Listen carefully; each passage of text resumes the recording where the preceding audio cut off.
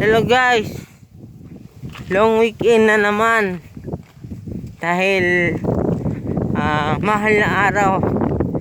Lunes Santo Subong, nag-vlog ako, hindi ko alam kung kailan ko ma-upload to, pero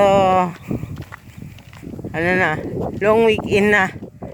Pwede kayong mag-bonding ng mga magulang nyo, mag-bonding ng family bonding. Pwede kayong maligo sa dagat, pwede kayong mag-travel kung ang gusto nyo, pwede kayong mag-mall ngayong mahal na araw kung bukas. Pero tandaan nyo lagi, ang mahal na araw ay ating pag-celebrate sa pagkamatay ni Kristo Jesus, na napako siya sa krus para lahat tayo matubos. Ang Panginoong Jesus lang ang nag-iisang nakauligtas sa atin. Pero inyan, ganun na lang tayo kamahal ng Diyos Ama sa langit. Kaya binigay niya ang kanyang bugtong na anak na si Kristo, John 3:16, para tayo magkaroon ng buhay na walang hanggan. Lagi niyong isipin sa inyong pag-iisip na ang Panginoon nagpakamatay para sa atin. Yan, di ba? Kasi ayaw niya mapahamak tayo eh. Ayaw niya na tayo ay mapunta sa impyerno lahat. Kung hindi tayo tinubos ng Diyos, impyerno tayo lahat. Wala tayong magagawa kasi tayo yung nagkakasala.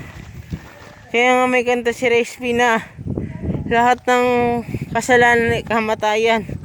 Lahat ng kasalanan natin, kamatayan ang ating kasalanan, kamatayan ang kabayaran. Maraming salamat sa Panginoong Kristo dahil natubos tayo lahat, napako siya sa krus, diba? Yun pa lang guys, yung pagmamahal ni Jesus ay walang katulad.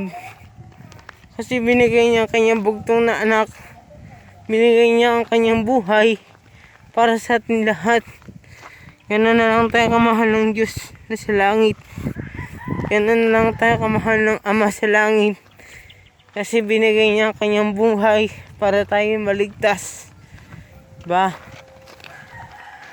Pero yung iba, sinasabi nila, mahal na araw, okay lang daw na mahal na araw, daraan lang yan. Hindi dapat nating isipin ngayon mahal na araw.